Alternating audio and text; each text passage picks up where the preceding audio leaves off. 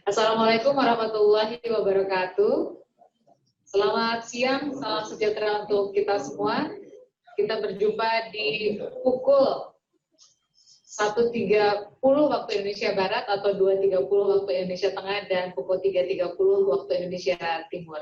Yang terhormat Kepala BKPM, Bapak Bahlil Lahadalia, Ketua Umum APKASI, Bapak Abdullah Azwar Anas, Penasihat Khusus APKASI Profesor Rias Rashid, dan tentunya Ibu Bapak Bupati sekalian yang sudah berkenan hadir pada kesempatan hari ini dalam kegiatan bersama antara APKASI dengan Badan Koordinasi Penanaman Modal. Sungguh sebuah kesempatan yang sangat berharga karena pada kesempatan ini kita akan fokus kepada Undang-Undang Cipta Kerja dalam kaitannya kewenangan daerah di bidang perizinan berusaha dan juga investasi. Kita akan mulai acara pada siang hari ini, memulainya dengan menyanyikan lagu kebangsaan Indonesia Raya. Hadirin kami mohon untuk berdiri.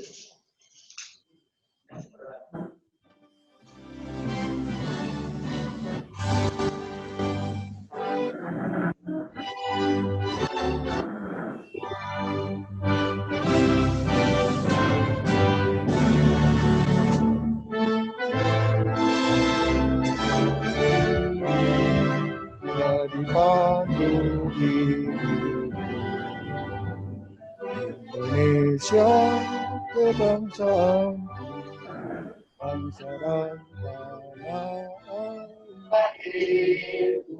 Marilah kita berseru, Indonesia bersatu. Hiduplah tanahku, hiduplah negeriku, bangsaku, rakyatku semuanya.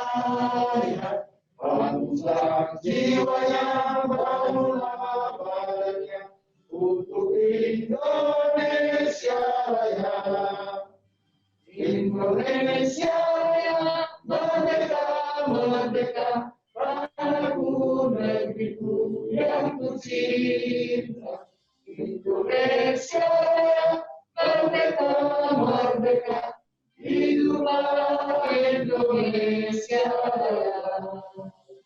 Indonesia Raya, merdeka, merdeka, tanahku, negeriku yang kucinta. Indonesia Raya, merdeka, merdeka, hiduplah Indonesia Raya. Hadirin disilakan untuk duduk kembali.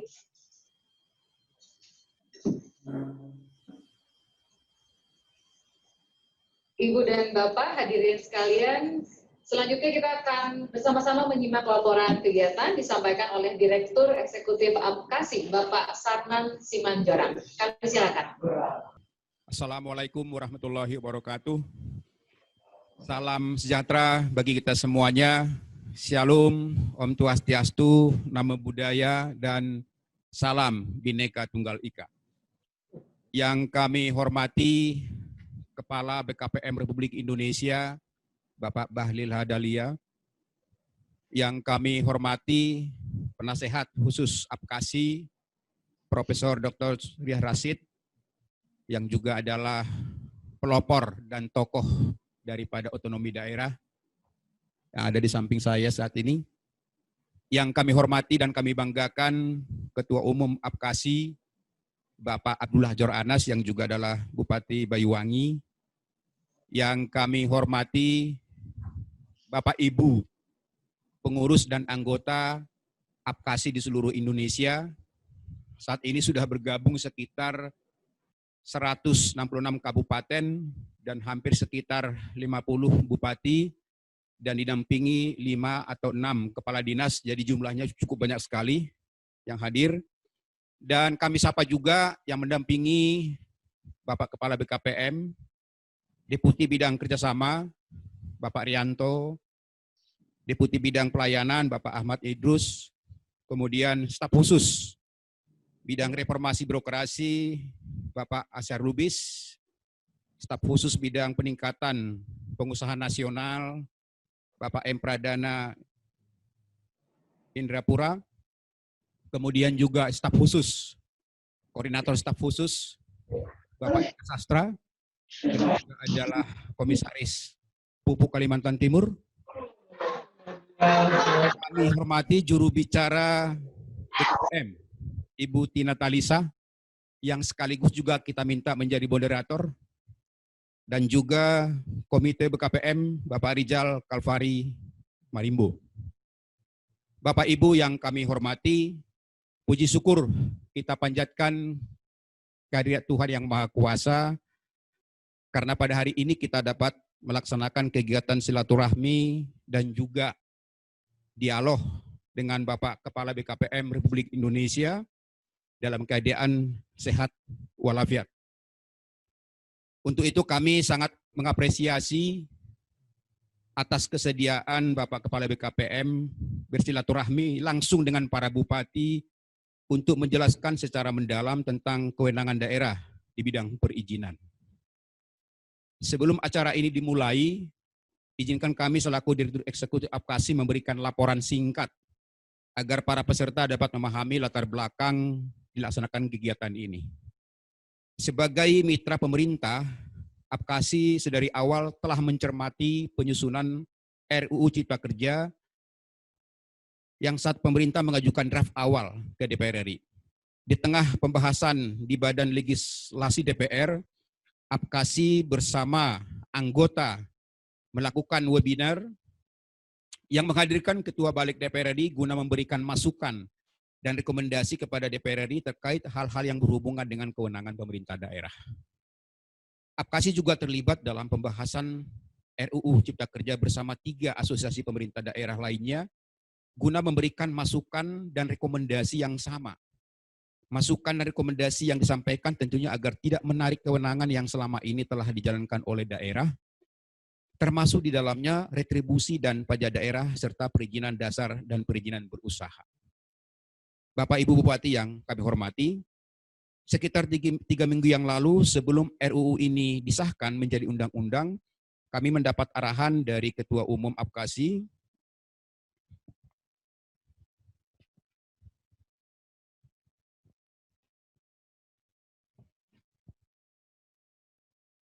untuk melakukan komunikasi dengan seluruh anggota Apkasi agar melakukan silaturahmi dengan Kepala BKPM sekaligus berdiskusi tentang kewenangan daerah dalam bidang perizinan, karena memang hal ini menjadi tanda tanya dan menjadi pertanyaan besar sejauh mana sebenarnya kewenangan daripada pemerintah daerah dalam RUU Cipta Kerja ini. Mudah-mudahan dengan silaturahmi dan dialog hari ini semua jelas dan semua bisa mendapat jawaban yang sesuai dengan yang diharapkan. Bapak Kepala BKPM yang kami hormati, Apkasi sebagai mitra pemerintah dalam pembangunan nasional pada dasarnya mendukung setiap undang-undang yang berlaku di negara ini. Dengan telah diterbitnya undang-undang tentang Cipta Kerja, kami mengharapkan itu sebagai pedoman dalam memfasilitasi investasi untuk menciptakan dan memperluas lapangan kerja serta mendorong pengembangan UMKM dan koperasi dengan tujuan akhir meningkatkan kesejahteraan masyarakat. Untuk pelaksanaan Undang-Undang Cipta Kerja, perlu ditetapkan sejumlah peraturan pemerintah dan beberapa peraturan presiden dan juga mungkin peraturan menteri ataupun peraturan kepala BKPM. Apkasi meminta kepada pemerintah agar memperhatikan aspirasi pemerintah kabupaten dan melibatkan Apkasi secara proporsional dalam penyusunan peraturan pelaksanaan Undang-Undang Cipta Kerja nanti. Demikianlah beberapa hal harapan kami, dan bila dalam pelaksanaan ini ada hal-hal yang kurang berkenan, kami mohon maaf yang sebesar-besarnya. Buahku ini pandan berduri, sudah dibelah baru dimakan. Laporan ini kami akhiri, kalau ada yang salah mohon dimaafkan. Sekian dan terima kasih. Wassalamualaikum warahmatullahi wabarakatuh. Laporan Tina. dari Direktur Eksekutif Apkasi Bapak Sarman Simanjorang. Jadi memang alhamdulillah hari ini kita bersama bisa bersilaturahmi dalam kondisi masih di tengah pandemi, tapi ternyata di tengah pandemi malah ada sebuah ruang agar silaturahmi bisa dilakukan secara virtual lintas waktu dan lintas ruang.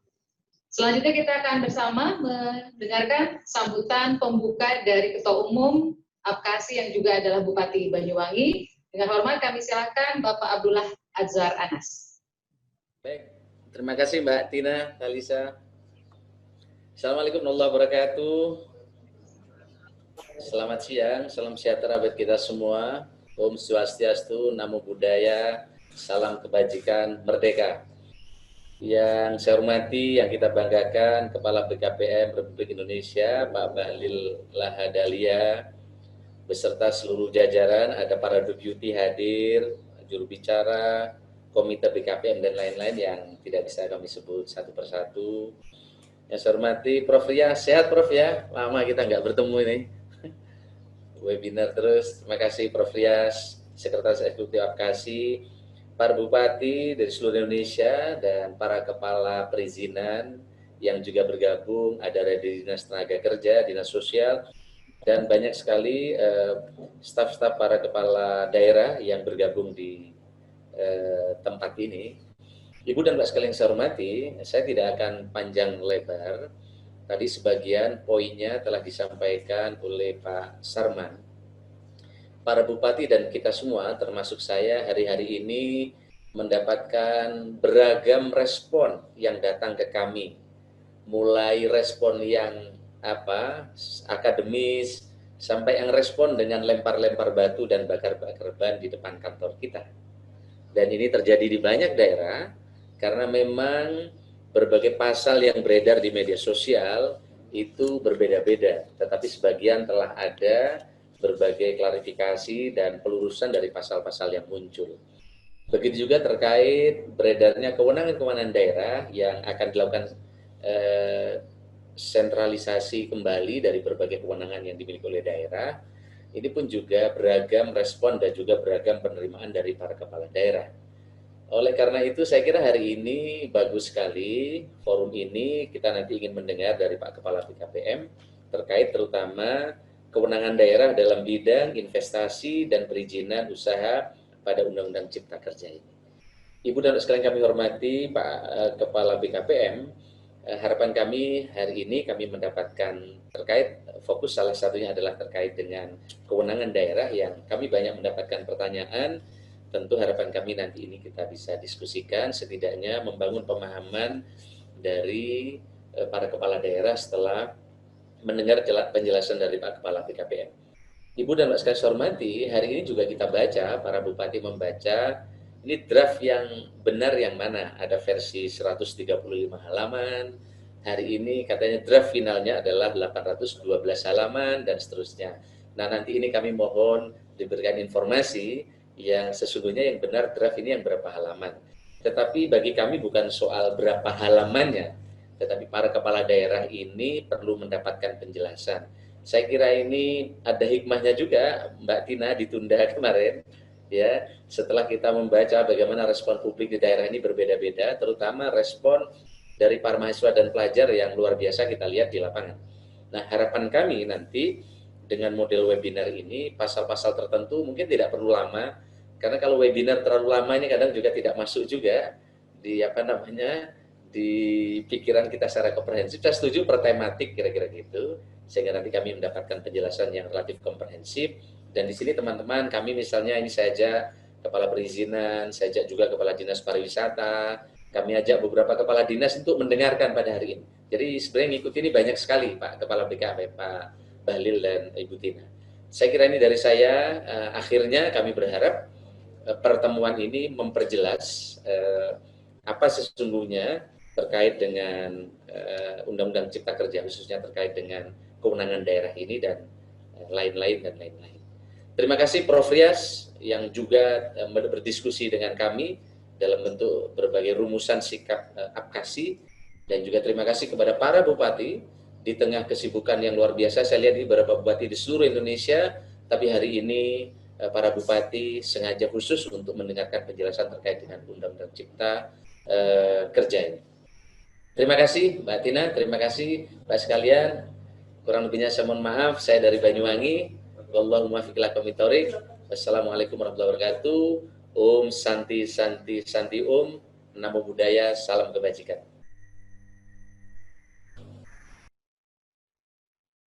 Azhar Anas dari Banyuwangi.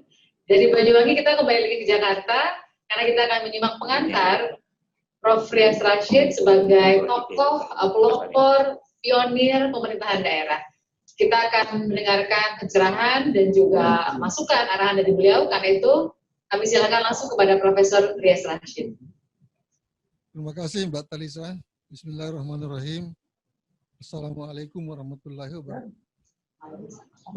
Sampaikan oleh Ketua Umum tadi dan sebelumnya oleh Direktur Eksekutif, saya kira sudah menyuarakan apa posisi dan harapan advokasi dari webinar hari ini. Beliau sudah menyampaikan, terutama Ketua Umum tadi, betapa daerah sangat mengharapkan penjelasan-penjelasan tentang situasi undang-undang ini dan bagaimana nanti kepala daerah bersikap dan mengambil peran dalam mendukung penyelenggaraannya nanti. Karena dalam pemahaman saya dari segi pemerintahan, walaupun misalnya ada beberapa kewenangan yang ditarik ke pusat dalam rangka memudahkan investasi dan sebagainya itu tidak bisa sekaligus berarti daerah tidak bertanggung jawab atas bidang-bidang itu, karena itu konsekuensi dari satu tindak pelayanan publik. Nah ini yang saya kira perlu diperjelas nanti. Apa konsekuensi dari penarikan itu dari daerah ke pusat untuk dengan niat yang saya sebutkan tadi itu terhadap tanggung jawab kepala daerah. Apakah dengan demikian dia tidak ikut bertanggung jawab lagi? Karena biasanya tanggung jawab itu dimulai dari kewenangan. Kalau kewenangan dicabut, sebenarnya otomatis tanggung jawab lepas. Tapi kan ini yang nanti akan saya kira banyak dipertanyakan kepala daerah. Setelah perizinan dan masalah lingkungan segala macam itu ditarik, apakah daerah disuruh diam saja kalau terjadi sesuatu? Karena dia tidak lagi mengeluarkan izin, dia tidak bertanggung jawab lagi, seolah-olah gitu. Tapi kalau menurut saya, tetap dia bertanggung jawab. Karena itu perlu ada penggarisan nanti, apakah dalam peraturan pelaksanaan, apa pengarahan menteri, apa itu satu garis umum kebijaksanaan yang kemudian menjelaskan di mana posisi kepala daerah.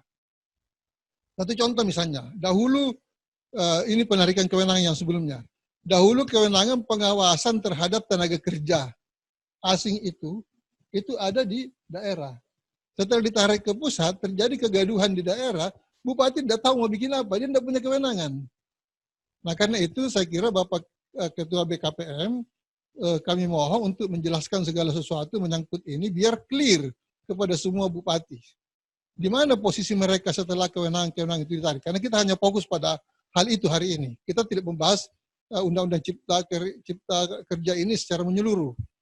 Kita hanya fokus pada konsekuensi undang-undang ini terhadap kewenangan daerah yang menurut pengetahuan kita itu ada beberapa yang ditarik dengan adanya undang-undang baru itu. Nah, konsekuensinya terhadap pemerintahan dan tanggung jawab daerah itu bagaimana? Biar bupati betul-betul paham apa yang bisa dilakukan. Jangan sampai terjadi sesuatu di belakang hari, lalu mereka mengatakan, ya saya tidak ikut bertanggung jawab, saya tidak mengeluarkan izin apa-apa kok, saya tidak punya kewenangan lagi di bidang itu. Itu juga terjadi dulu. Sebelumnya juga, jadi saya kasih ilustrasi aja. Ketika terjadi kebakaran hutan, itu bupati wali kota juga bingung mau bikin apa gitu.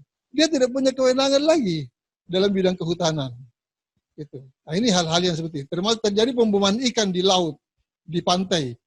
Apa tanggung jawab bupati? Dia sudah ditarik kewenangannya dari seluruh sektor kelautan. Gitu.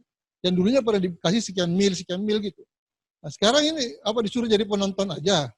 Nah saya kira pemerintah pusat harus bijak memberi penjelasan mengenai ini.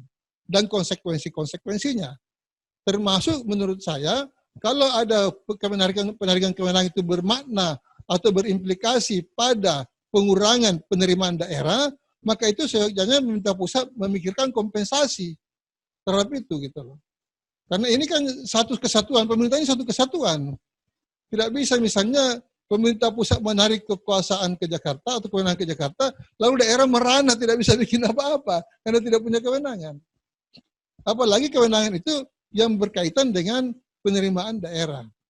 Ya karena sekarang ini situasi ekonomi daerah juga kita semua sudah tahu gitu. Jadi semakin berkurang kewenangan mereka, terutama yang menyangkut pada penerimaan itu, maka semakin susah mereka akan menentukan kualitas layanan publik. Itu. Saya kira itu aja yang paling penting dan saya sangat memohon, kami sangat mengharap dari Apkasi semoga Bapak Ketua BKPM bisa memberi penjelasan dan para bupati seyogyanya memanfaatkan kesempatan ini untuk bertanya yang prinsip yang menyangkut dengan kewenangan investasi yang bisa dijawab oleh Pak Ketua BKPM itu. Jangan terlalu melebar kemana-mana. Kita fokus aja apa yang menjadi kewenangan yang akan dilakukan nanti oleh Ketua BKPM untuk memberikan semacam pengarahan, guidance, ya, pedoman tentang bagaimana konsekuensi dari penarikan kewenangan itu. Saya kira itu aja Pak Ketua Umum, saya tambahkan apa yang Bapak sampaikan tadi. Terima kasih banyak Pak Ketua BKPM sudah berkenan memberi kita kesempatan untuk mendengarkan penjelasan-penjelasan ini. Karena ini sangat krusial, dimainkan di luar secara politis luar biasa ini. Ya, jadi kita ingin kalau Bupati sudah mengerti semua, bisa lebih tenang lah. Ya. Terima kasih banyak. Wassalamualaikum warahmatullahi wabarakatuh.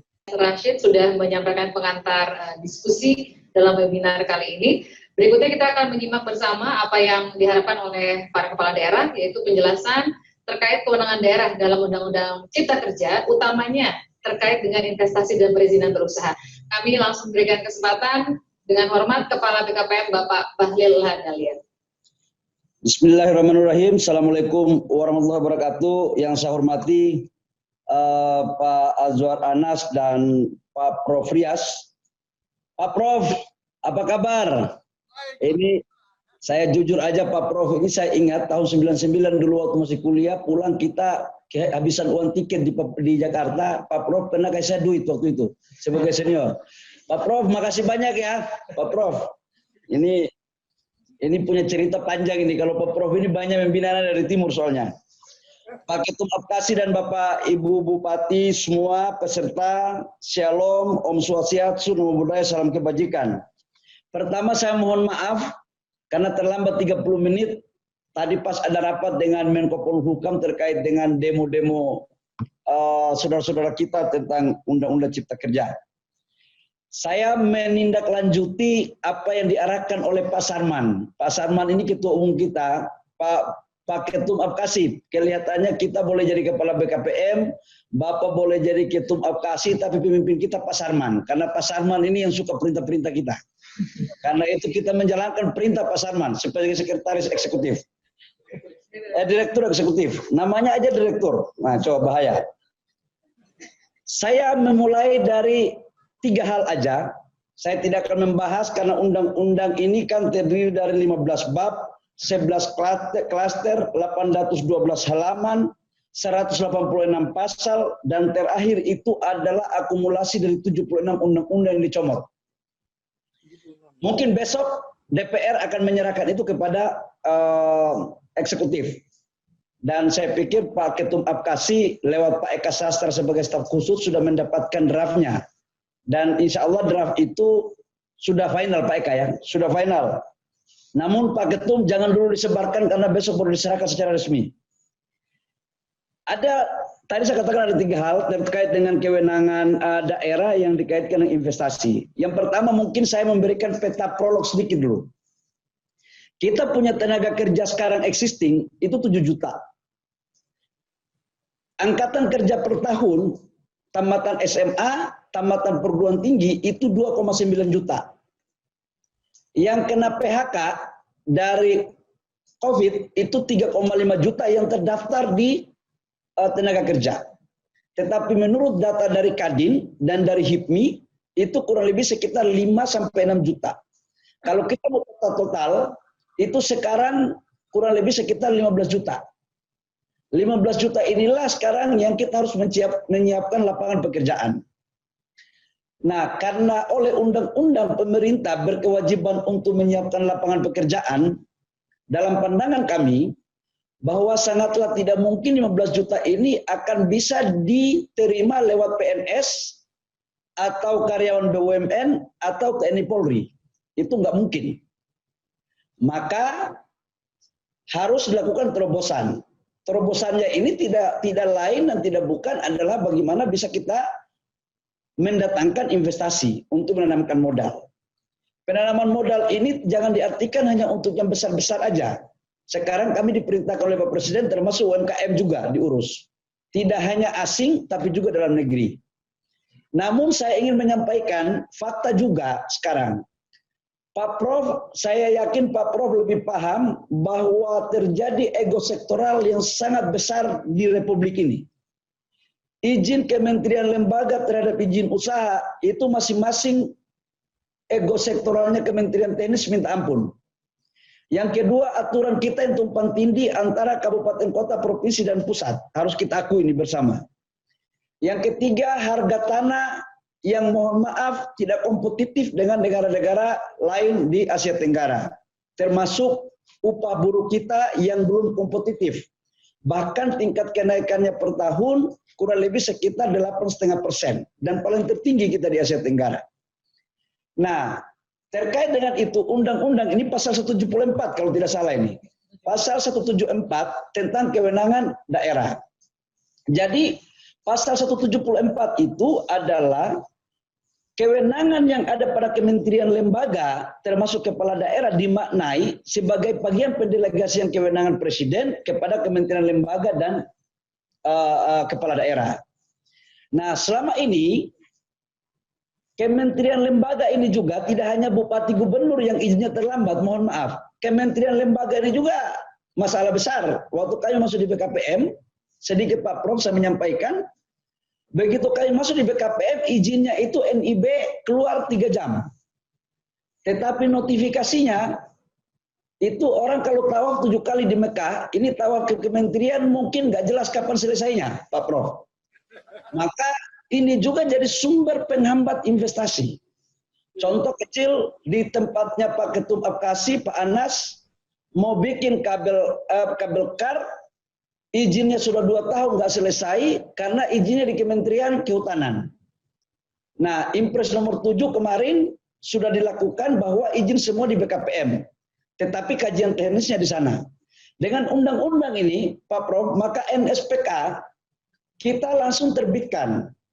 Izin tidak ada di pasal 174 poin B, itu izin daerah itu tidak ditarik. Tidak ada sama sekali yang ditarik. Semua kewenangan daerah tetap ada, namun disertai dengan NSPK, norma standar. Dan ini NSPK ini kita langsung memang buat di Jakarta lewat PP. Kemudian izin dilakukan lewat elektronik. Jadi berbasis elektronik yang digabungkan masuk dalam OSS. Kenapa ini dilakukan? Karena pengusaha itu cuma butuh 4 hal. Kemudahan, kepastian, efisiensi, kecepatan. Nah, ini mohon maaf, kita ini juga, saya sebagai orang daerah dulu kalau urus izin di daerah itu ya gampang-gampang susah juga, sama juga dengan pusat. Jadi ini sebenarnya tidak perlu disalahkan antara pusat dan daerah. Ini podoai kelihatannya. Tapi kita cari jalan tengahnya saja. Ini. Saya dalam rapat kemarin, saya jujur mengatakan untuk mereka bahwa sangatlah tidak elok kalau semua izin itu ditarik ke pusat semua. Untuk apa orang jadi gubernur? Untuk apa orang jadi bupati kalau izinnya semua ditarik? Yang benar itu adalah izin tetap di daerah, tetapi kita membuat ruang untuk agar tidak terlalu panjang izinnya. Jadi NSPK inilah kemudian yang akan mengatur, contoh kayak izin lokasi. Izin lokasi ini dulunya kan, mohon maaf, banyak bupati gubernur yang bagus-bagus, tapi ada juga yang, mohon maaf sekali lagi, yang lama-lama. Nah, yang lama-lama ini tidak ada instrumen untuk memberikan kepastian kepada pengusaha kapan ini keluar. Nah, inilah kemudian dengan SPK ini, kita buat contoh 1,5 bulan. Silakan bapak-bapak mengeluarkan izin dalam waktu 1,5 bulan itu kewenangan bapak-bapak daerah. Nah, tetapi kalau 1,5 bulan itu tidak keluar, maka oleh NSPK itu dianggap disetujui dan kita keluarkan berdasarkan peta RT/RW yang ada di Kementerian ATR. Karena peta itu semua akan dimasukkan lewat OSS. Berikut dengan izin ini akan memperpendek dan memperkecil ruang terjadinya pertemuan antara pengusaha dengan pejabat. Ini Ini untuk pencegahan juga, pencegahan terjadinya potensi korupsi. Nah, karena kalau izin ditahan-tahan, pengusaha itu banyak akalnya, ada aja dia lakukan. Dan pengusaha yang hebat dalam pengalaman saya itu cuma dua, bagaimana mensiasati aturan atau menaklukkan pejabat.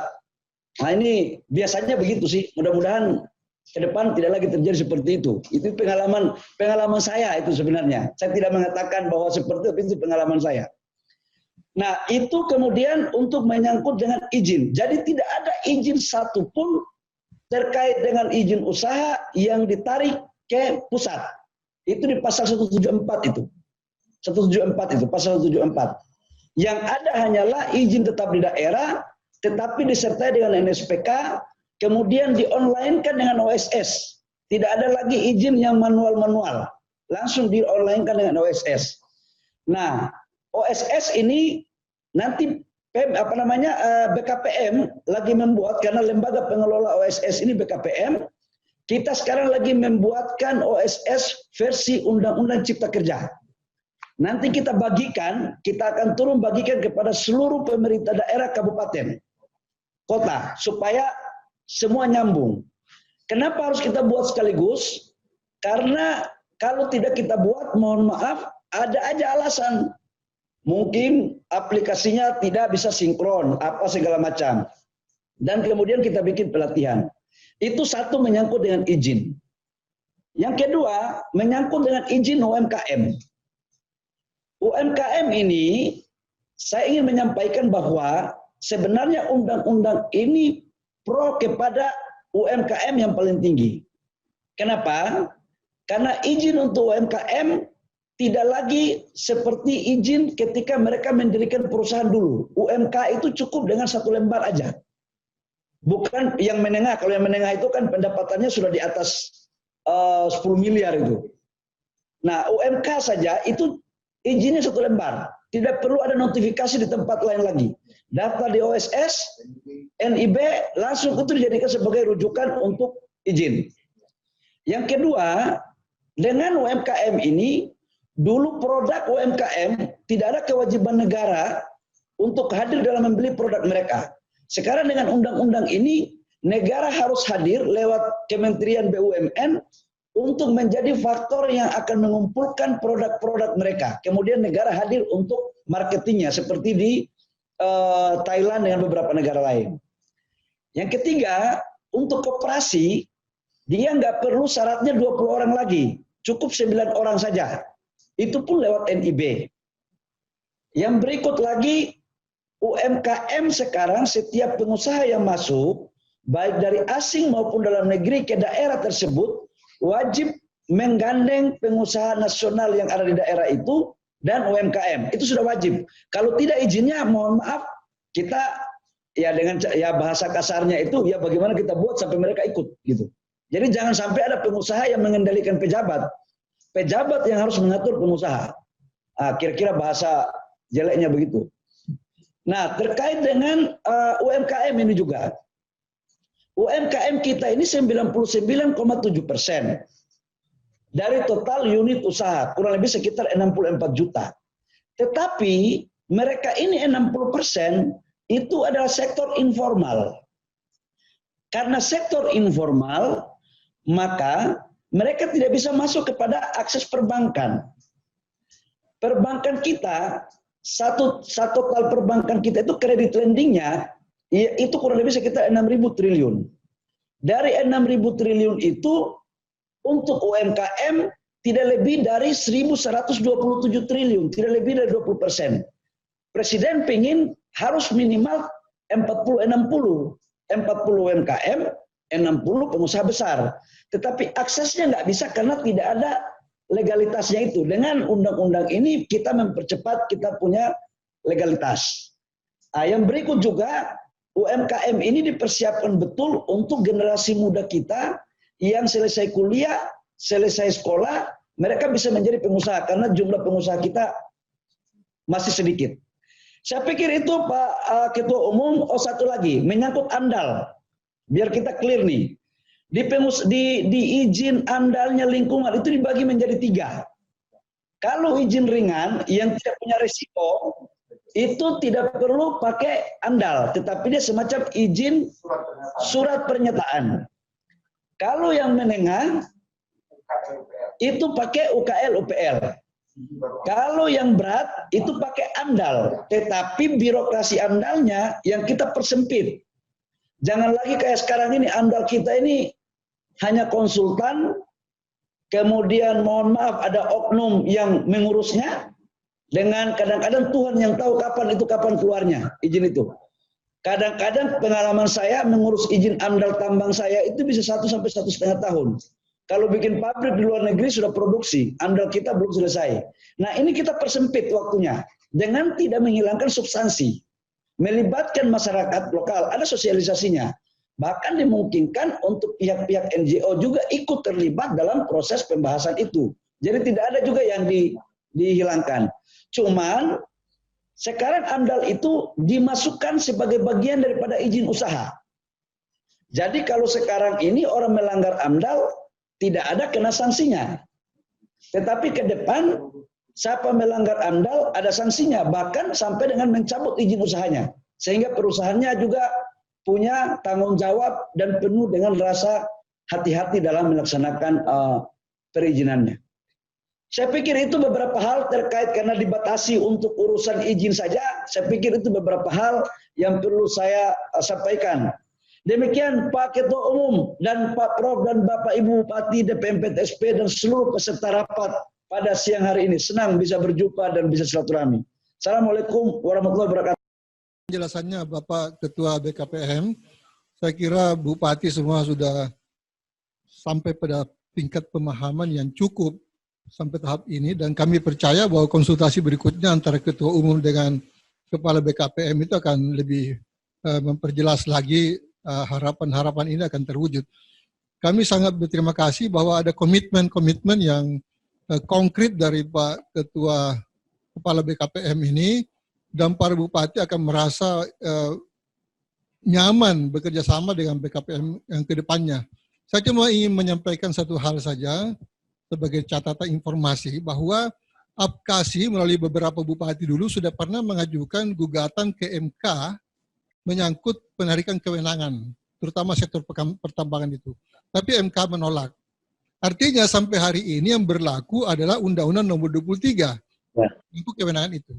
Nah, apakah mungkin PP dari Undang-Undang Cipta Kerja ini bisa membatalkan pasal-pasal yang masih berlaku dalam Undang-Undang 23? Saya kira ini perlu dipikirkan. Mungkin harus dibatalkan memang pasal-pasal itu kalau PP ini akan keluar. Karena itu menyangkut konflik kewenangan gitu. Jadi saya kira ide yang sangat bagus kalau Kepala BKPM bisa memperjuangkan kembalinya sektor pertambangan itu. Terutama Pak, karena itu pertambangan pasir dan kerikil itu di beberapa daerah dulu karena dianggap itu urusan yang menyangkut langsung kepentingan rakyat di bawah, itu bahkan oleh beberapa kabupaten itu sudah diserahkan kepada kecamatan untuk mengeluarkan izin itu. Sekarang tiba-tiba ditarik ke atas. Maka penjelasan dari Bupati Nias tadi itu sangat benar. Bahwa ini terjadi kekacauan di lapangan. Gitu loh. Karena situasi ini, rakyat itu kan meneman rakyat kecil. Dulu pernah ada ilustrasinya. Ada satu pencetakan tanah di satu kabupaten. Pencetakan tanah untuk sawah. Itu kan karena dibikin sawah, jadi ada penggalian-penggalian. Ketika hasil galian itu mau dijual, itu tidak bisa. Karena dari izinnya dari sana. Harus ke provinsi dulu minta izin, Pak. Nah, ini kan lucu-lucuan yang kayak gini ini masih terjadi. Jadi saya kira kalau memang itu akan dikembalikan ke kabupaten, bukan hanya terbatas membuat PP dalam Undang-Undang Cipta Kerja ini, tapi juga menarik pasal itu dari Undang-Undang Nomor 23. Itu yang sekarang masih berlaku. Saya kira itu. Saya mengharap konsultasi-konsultasi berikutnya itu akan semakin terbuka untuk kita melihat celah-celah bagaimana supaya penyelenggaraan pemerintahan dan pelayanan ini, terutama penyederhanaan perizinan ini betul-betul bisa terwujud. Saya kira semua pihak berkepentingan dengan penyederhanaan perizinan ini. Dan bagi kabupaten itu apapun yang diberi garis oleh pusat, sepanjang itu memang bisa dilaksanakan, mereka akan laksanakan. Saya percaya loyalitas para bupati kepada pemerintah pusat itu masih terjamin sampai hari ini, masih bisa kita andalkan gitu. Jadi tidak usah ragu, kita harus memberi arahan aja kepada beliau-beliau itu sehingga dia mengerti apa yang dia harus kerjakan dan di mana batas-batas kewenangan dan tanggung jawabnya. Saya kira itu saja. Atas nama advokasi saya mohon izin menyampaikan terima kasih yang terhingga atas kesediaan dan penjelasan-penjelasan yang telah Bapak sampaikan pada kesempatan ini. Itu sangat bermanfaat bagi kita semua. Terima kasih banyak. Wassalamualaikum warahmatullahi wabarakatuh. Salam. Prof, salam sehat Prof ya. Prof sehat-sehat ya. Juga. Sebagai penutup, kami mohon dengan hormat Ketua Umum Apkasi Bapak Abdullah Azhar Anas untuk menyampaikannya kepada seluruh peserta. Baik, terima kasih Pak Menteri, Pak Kepala BKPM, Prof Rias, dan seluruh narasumber dan para bupati di seluruh Indonesia. Mungkin ini sebabnya Bapak Presiden memilih Pak Bahlil untuk menjadi Kepala BKPM dan menjelaskan terkait dengan Omnibus Law ini karena caranya lugas, kira-kira gitu, mudah, sehingga orang mendengar dengan jelas dan penjelasannya saya kira lugas. Harapan kita para kepala daerah bisa mendapatkan penjelasan terkait dengan perizinan. Tadi udah jelas ini ada time frame waktu yang ditentukan sehingga orang berinvestasi menjadi jelas waktunya, dan terkait dengan peran kewenangan tadi juga sudah dijelaskan. Sehingga dengan demikian pertemuan ini sangat bermanfaat Pak Kepala BKPM, dan fokus seperti ini menjadi lebih lebih terukur pemahaman teman-teman. Tentu pertanyaan teman-teman di berbagai daerah masih banyak, saya lihat tadi yang masih angkat tangan, tetapi secara umum termasuk juga tadi disampaikan oleh Prof Rias akan memberikan referensi kepada kita untuk melakukan pendalaman pada waktu yang lain. Terima kasih Pak Kepala BKPM. Mungkin nanti pada session berikutnya Pak Kepala BKPM, Pak Bahlil bisa menjembatani khusus terkait dengan tenaga kerja, sehingga pesertanya di daerah nanti saya akan ajak para rektor, Pak Bahlil. Itu klaster neraka itu Pak Bupati. Kenapa? Itu klaster yang diperdebatkan itu. Ya. Nanti kalau bupati yang ngajak rektor kan gampang di daerah, Pak Bahlil. Nanti Siap. Nah, pokoknya insya Allah kalau kita dapat perintah dari Pak Bahlil, kita jalan, kira-kira gitu ya. Jadi nanti yang menjelaskan dari situ, karena kalau rektor kumpul sendiri nasional itu kan agak gawat, kira-kira gitu. Tapi kalau teman-teman para bupati mengajak beberapa rektor sekaligus mendapatkan penjelasan, ini menurut kami juga penting juga mungkin di waktu yang lain. Saya kira dari saya. Terima kasih atas nama pengurus Apkasi. Mohon maaf jika banyak kekhilafan dan kekurangan. Selamat kepada teman-teman untuk bekerja kembali di lapangan. Kurang lebihnya saya mohon maaf. Wallahu muwaffiq ila aqwamit thoriq. Wassalamualaikum warahmatullahi wabarakatuh. Om Swastiastu, Namo Buddhaya, salam kebajikan, merdeka. Terima kasih banyak Bapak Abdullah Azhar Anas, Ketua Umum Apkasi yang juga Bupati Banyuwangi. Kita sudah mengikuti seluruh rangkaian kegiatan pada hari ini. Masih banyak yang mau bertanya, Pak Kepala. Jadi kalau mau bertanya silahkan lewat chatroom, silahkan diketik saja. Nanti secara tertulis akan dibantu jawabannya oleh tim Kepala BKPM. Karena kelihatannya memang isu ini demikian menarik, lagi pula terfokus tematik, sehingga memang spesifik pertanyaannya pada apa-apa yang dihadapi oleh Bapak dan Ibu Bupati juga jajarannya, Kepala DPP TSP, Dinas Pariwisata, dan lainnya. Sekali lagi kami berterima kasih kepada para Bupati, juga seluruh peserta. Mohon maaf jika ada kekurangan. Semoga dalam kesempatan berikutnya koordinasi antara BKPM dan Apkasi selalu terjalin dengan baik, terutama dalam menyiapkan turunan dari Undang-Undang Cipta Kerja ke depan. Saya Gina Talisa sebagai moderator mengucapkan terima kasih. Selamat siang. Wassalamualaikum warahmatullahi wabarakatuh.